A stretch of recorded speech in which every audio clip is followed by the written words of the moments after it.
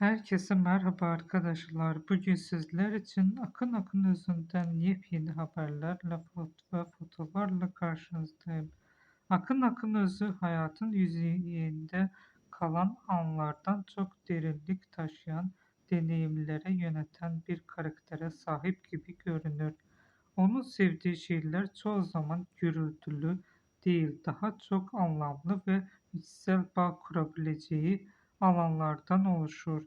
Doğalla baş başa kalmak, kalabalıktan uzaklaşıp düşüncelerini toparlayabileceği sessiz anlar yaratmak onun için sadece bir dinleme değil, aynı zamanda kendini yeniden bulma biçimidir.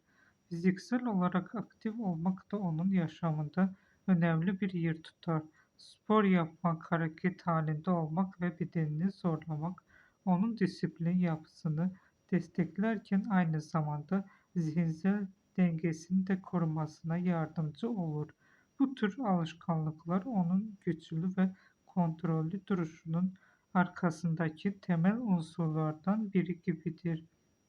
Sanata ve özellikle hikaye anlatımına olan ilgisi onun oyunculuğunun da merkezinde yer alır. Farklı karakterleri anlamaya çalışmak, insan psikolojisini keşfetmek ve duyguların derinliğine inmek onun için bir meraktan öte bir tutku gibidir. Bu yüzden sadece oynamaz ve canlandırdığı karakterlerle bağ kurar ve onu içselleştirir.